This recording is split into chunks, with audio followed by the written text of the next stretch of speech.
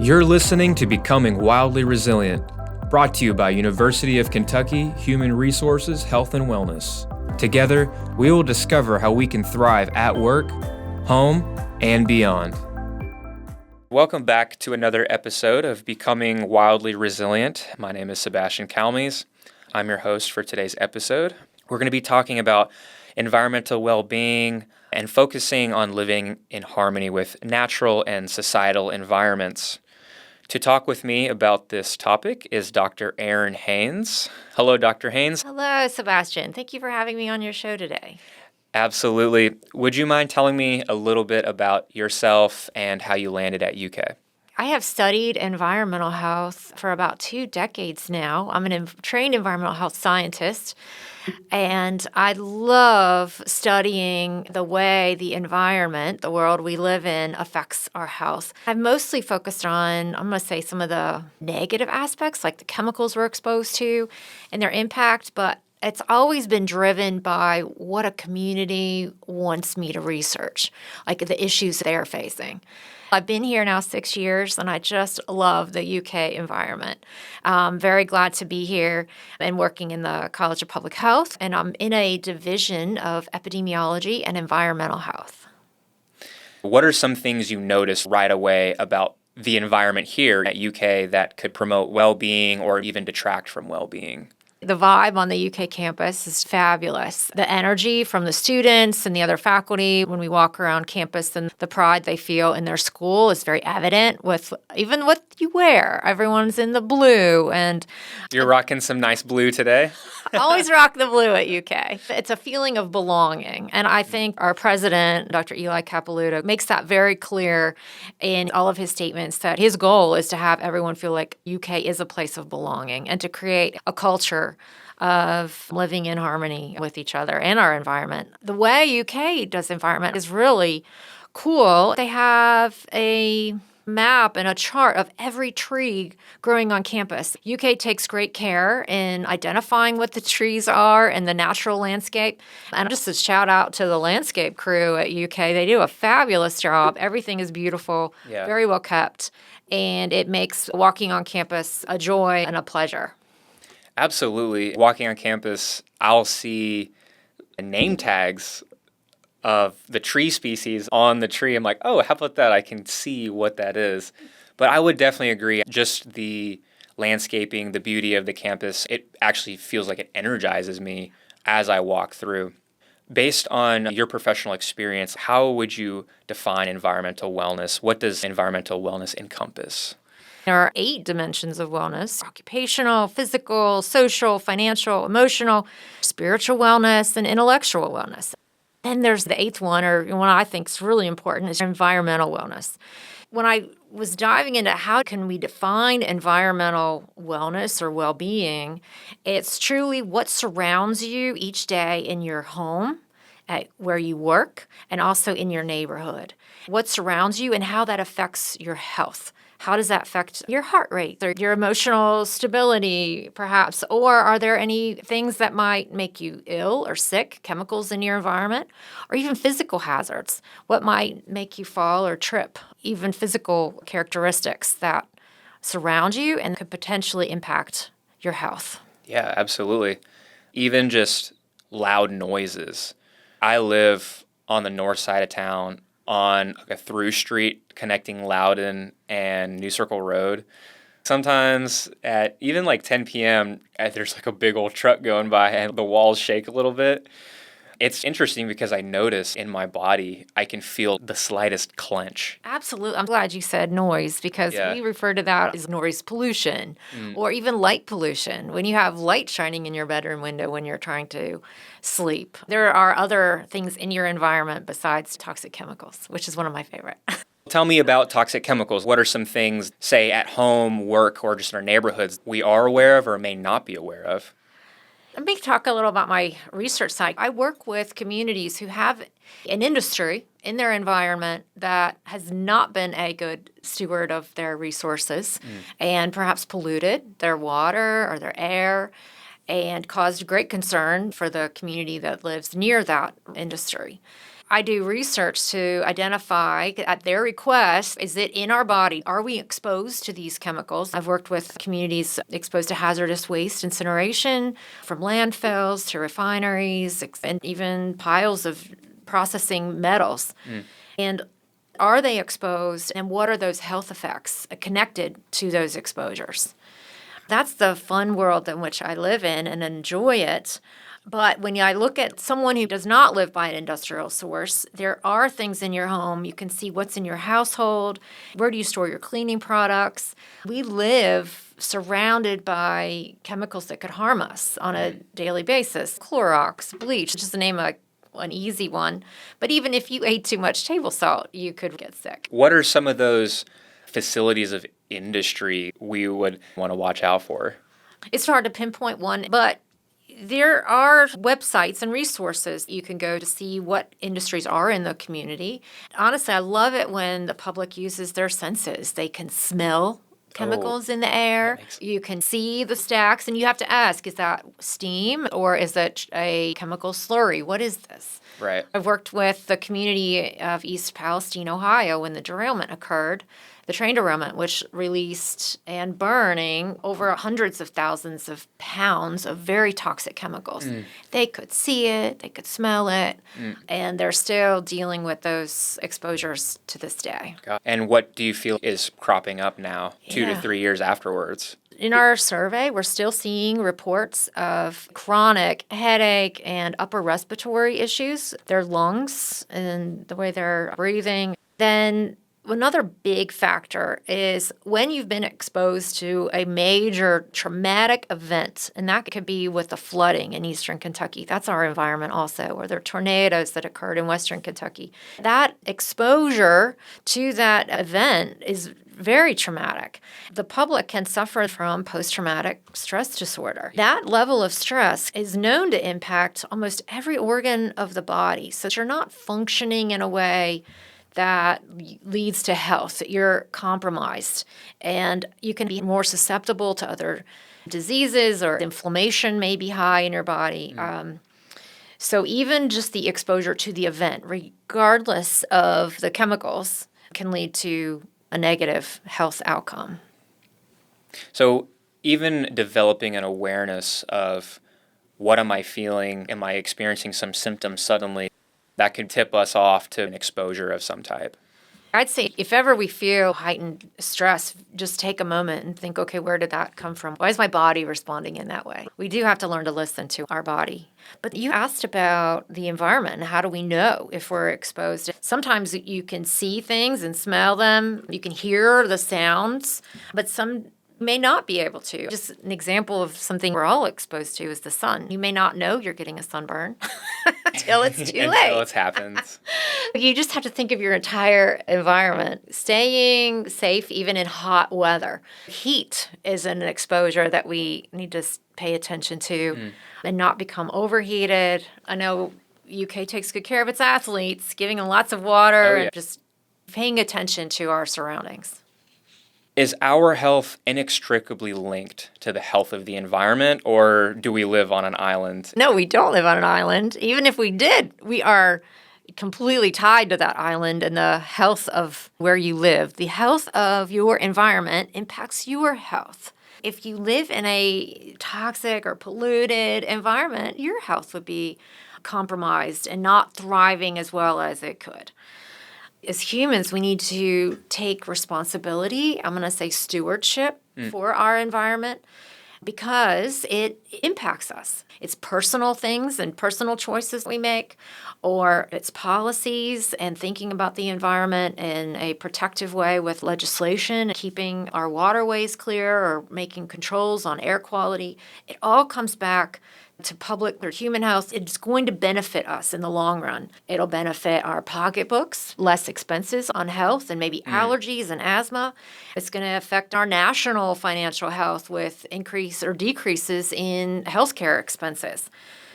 Anytime we value and put a high value on the environment, it's going to come back and repay us dividends. You mentioned high health expenses.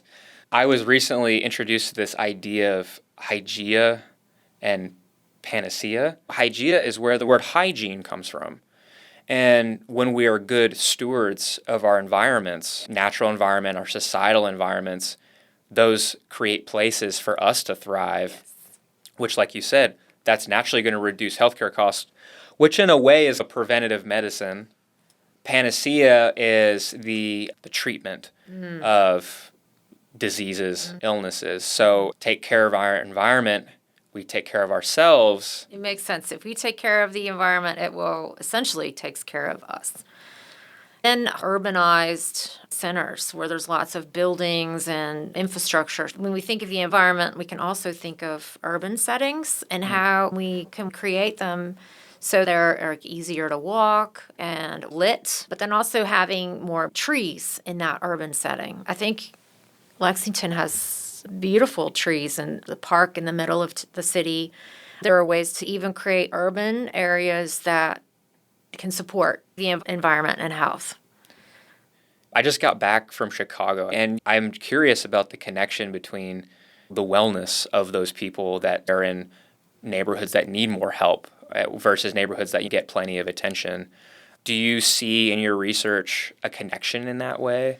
That's a good point. It goes to some social aspects of living and social wellness. Often, poorer communities will have more industry and maybe less investment in landscaping or making trees and beautification of an area. So it can impact the actual physical environment and the health of the people living there. That makes sense too, because if those are environments with more industry, more manufacturing, there's going to be more pollution in general there. So air quality, we touched on it a bit, but the air we breathe, when we think about environment, it's your air, the soil that we work in, maybe gardening and farming, the water we play in water, we go to the ocean, or you fish or run through a stream, and then we drink the water. We think of all the uses of air and the importance of our environment and how much it comes into your body. When I think about air quality, it's what are we breathing, and then where does it go? What does it do if there's chemicals in the air interacting with our physical selves? And does it cause damage? There's lots of research on air quality and health. One of the big ones is cardiovascular disease and the impact it can have on heart health. Also lung function, and even the brain can be impacted by the particles in the air. It's interesting because different particle sizes make a difference on where they go in the body and what kind of impact they can have on your health. I always love to think about what we can do to avoid these exposures and avoid anything negative in our health. And that's a challenge, especially if you live near an industry and if you don't have a choice or an option and you have to be there. That's true, because sometimes people can't just leave.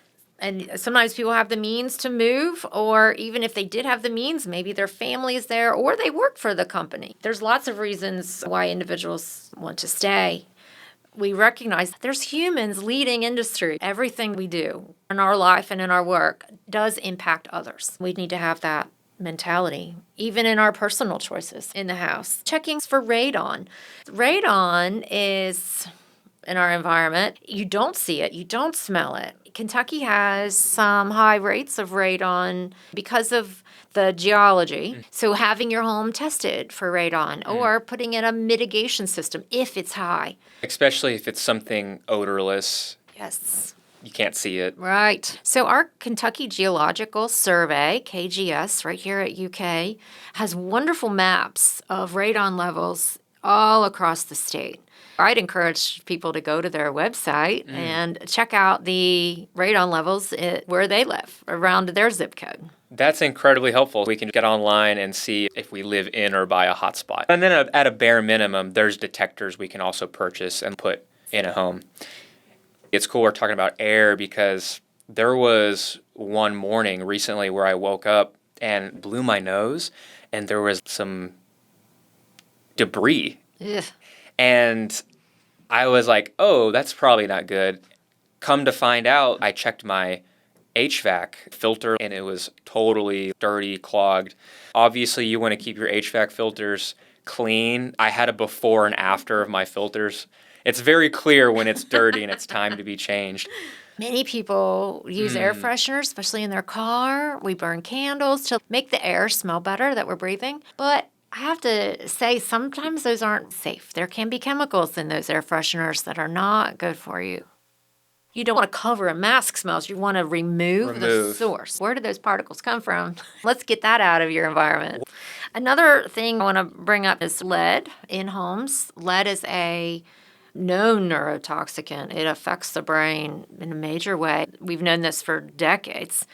But people say, haven't we banned it? Is it not used anymore? And that's true. Lead in paint has been banned, but it is still on the walls. One of the reasons lead was used so much was because of its great qualities of staying on the wall. It was the longest lasting paint.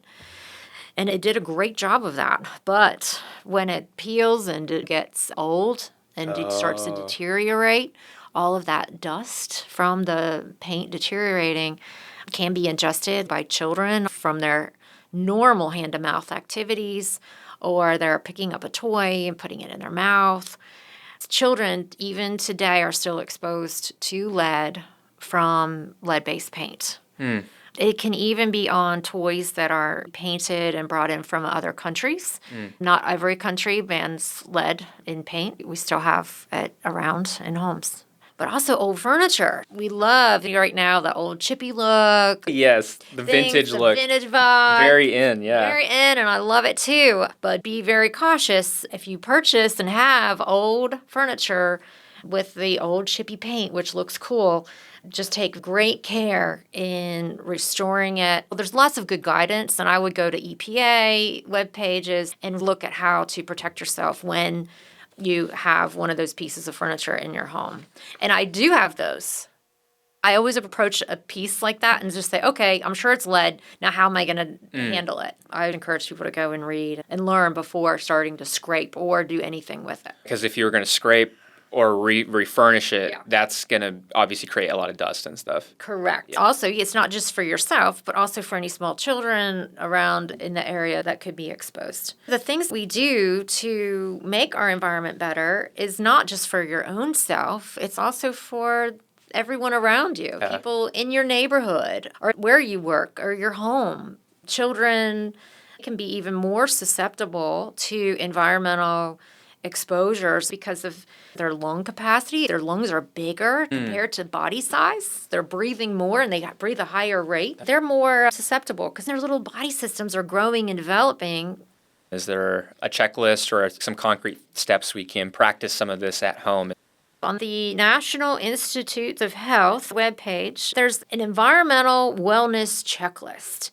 And it goes through everything in your home, ways to reduce allergies, how to stay safe in hot weather, cold weather, improving air quality. And there's a nice list of things you can do. Walk through each of those and see how you're doing with your environmental wellness.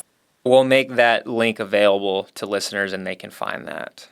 I heard this cool quote recently from Winston Churchill. He said, "We shape our buildings, and thereafter they shape us." And I just thought that was an incredible way to communicate that. Are we just subject to these environments and how they shape us, or do we have some control in shaping these environments?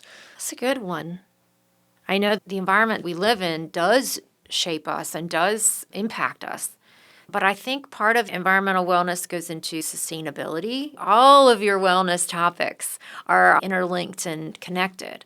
When we think about sustainability, making decisions that not only affect you now and your wellness, but also thinking about the wellness of future generations. Absolutely. And how are we creating an environment and giving them an environment that will sustain them as well.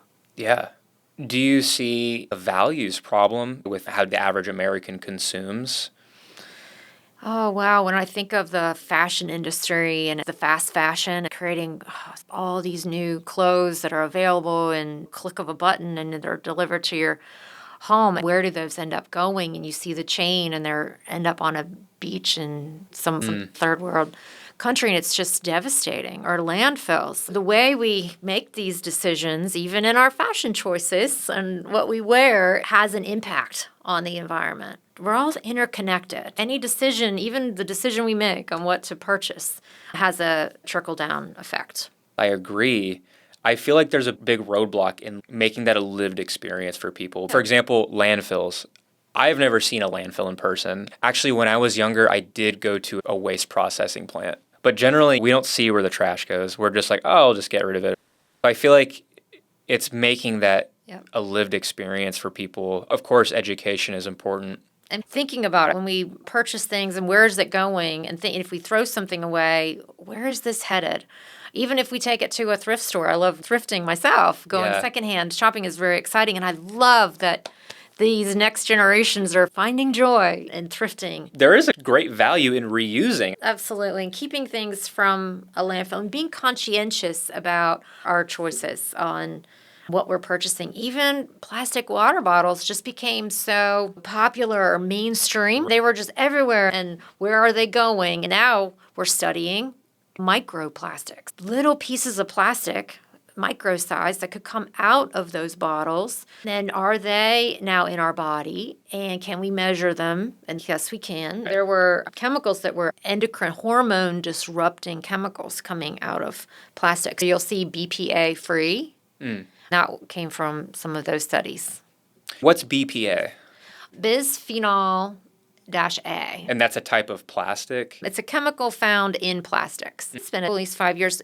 They've now said you shouldn't have BPA chemical in plastic because it is a hormone disrupting chemical, and we don't want it in our environment. They're finding it in alligators. Oh, no. Yeah. So let's avoid using plastic. And we have plastics in clothing. If you and I were going shopping, what fabrics do we want to stay away from generally, and what fabrics are generally good? In terms of sustainability, it's interesting. We say sustainability, we want things to keep going. And I'll tell you, polyester fabric will sustain. You could wear that for decades, like the good 70s. Polyester suits. They're still rocking to this day.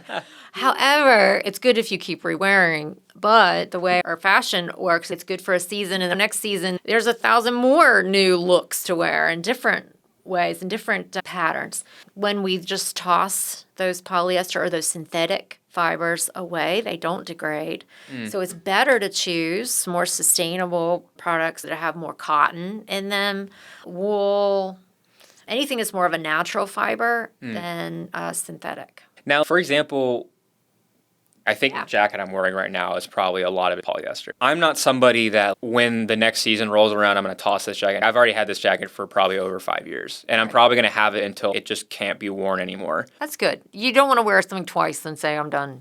There's also chemicals that are added to clothing or to furniture to make them water resistant.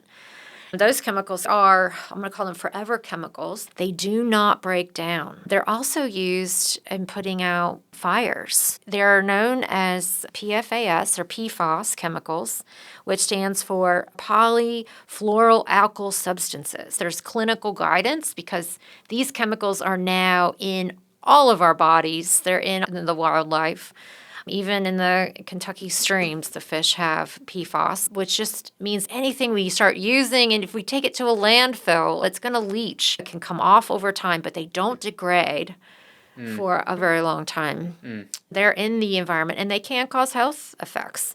Not at very low levels. Right now, the research doesn't show there's health effects at low levels, but who knows? Maybe in the future we'll be able to identify if it's impacting a health system. But there's great guidance. The National Academies of Science, Engineering, and Medicine met and created guidance, even for physicians, to be able to help their patients measure PFAS in their bodies and then what to do about it if they had varying levels. I was fortunate to be a part and serve on that committee that reviewed the PFAS guidance.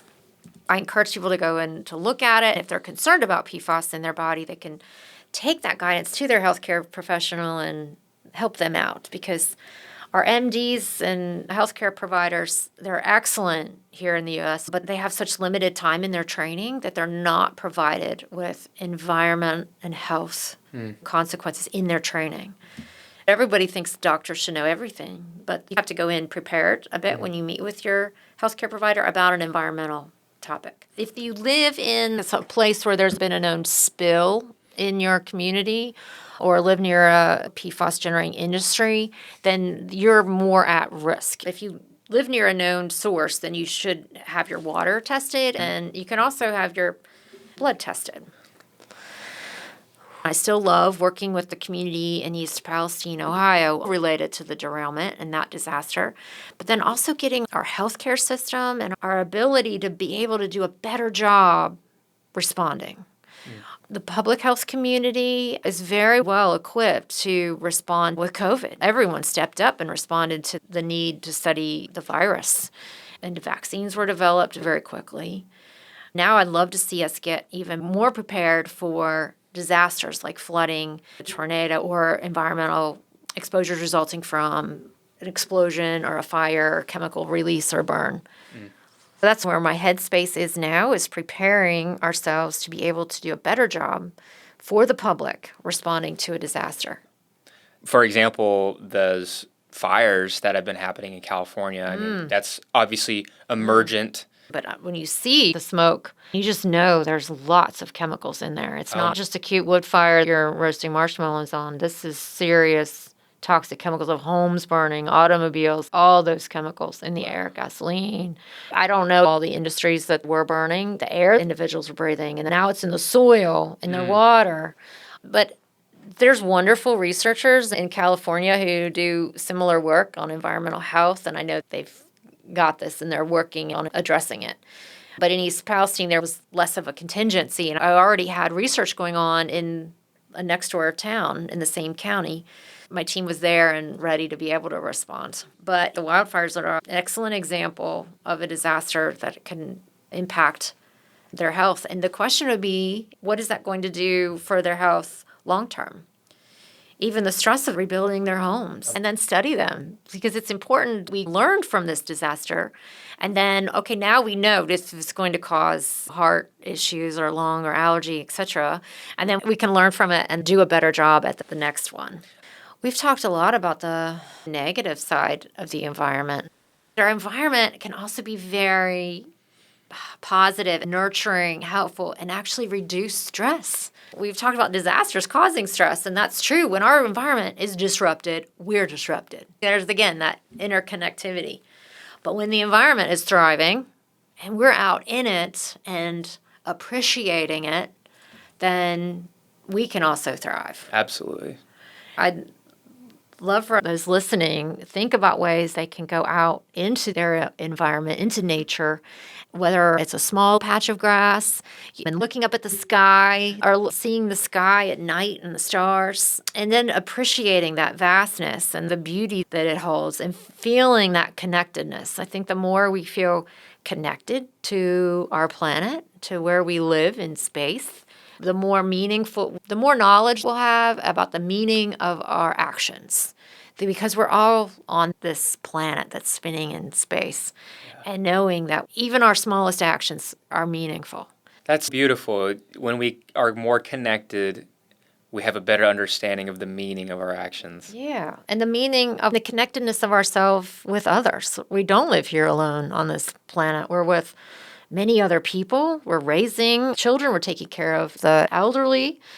And on our planet, we take care of the environment itself, the animals and plants and the wildlife, pets that also share this wonderful place with us. It's nice when I remember I'm outside and I just take that deep, clean breath. I'm like, that is amazing. Yes. That's even there. Most people aren't grateful for the toothache they're not having right now. And that's exactly what I'm talking about. Yeah. We take for granted just the smallest things, like a clean breath. Yeah. Even just that one breath I took just now, I can feel it in my body. I can feel the energy flowing Yeah. through, and that feels great. Yeah. There are obviously many places where that's just not an option right now. Mm-hmm. Yeah, I think the more we are in nature is a benefit, and you're going to get a benefit from just being outside. But you are very intentional with that breath. I think the more we're intentional with our living and where we are, even outside, like feeling the grass and just acknowledging it and being aware, it can have even more of a meaning. That breath was very intentional, and I'm sure it had more benefits than just regular breathing. It's like on purpose. Yes, and smelling. What do you smell? And feel. Do you feel the breeze? And sometimes we don't. Usually my mind's racing with what am I cooking today, or what meeting am I going to next, or what research study am I planning? What haven't I done? It's very action-oriented. But I think taking that moment to see the environment and appreciate all the beautiful flowers that are coming up and the new buds on the trees. Spring in Lexington is something to be appreciated and valued. It just makes you feel better. It does. I definitely agree. Are you familiar with Jordan Peterson? Yes. He has this saying or this idea in his first book called The 12 Rules of Life. And I think one of the rules was pick a room and make it beautiful. And the idea struck a chord with me because if you do pick this one room, it doesn't have to be a room. It could just be a space. It could be an outdoor space. But you pick this one room and you make it beautiful. What I've noticed is you're working on something outside, but you're also making something beautiful inside too. And both the outside and the inside, that beauty will actually spread into other rooms. It's this one cell, and it just expands from that point. I think doing that, like you said, intentionally, it connects us to the meaning of our actions, like you said. And then we may learn it's not the best for the environment to do a whole new shopping spree with the season. We can intellectually learn that and understand that, but the intention of connecting with the environment starts to make that lived experience, lived understanding. I will say the other way to make a space beautiful would be to bring the outside in. So incorporating a plant in your home, and plants can even help purify the air or clean the air a bit. And there's lots of good guidance on what plants clean the air maybe better than others. I'd look into that and consider bringing a plant in to your space. Having fresh cut flowers, just ways to bring the outdoors in. I just want to reiterate the connectedness of our human selves with the environment. And the more we consider our environment and take care of it, it will take care of us. If we don't, there are some negative consequences, but there are also some very good and positive consequences of being outdoors and seeing yourself in that space, appreciating who you are as a valuable human that is in this amazing world, breathing the air and enjoying the sunshine. Now is the time to go outside and just appreciate the natural beauty of the world around us. Especially having the Arboretum right next to us right here. Yes, absolutely. So, it's awesome. Thank you so much for having me. This has been a real pleasure to be on your program. You're very welcome. Thank you. On this episode of Becoming Wildly Resilient Conversations, we explored the multifaceted concept of environmental well-being, emphasizing its direct impact on human health through factors like air and noise pollution, chemical exposure, and natural disasters. Dr. Erin Haynes highlighted the critical link between environmental stewardship and public health, advocating for personal and policy-driven actions to mitigate hazards and promote sustainability.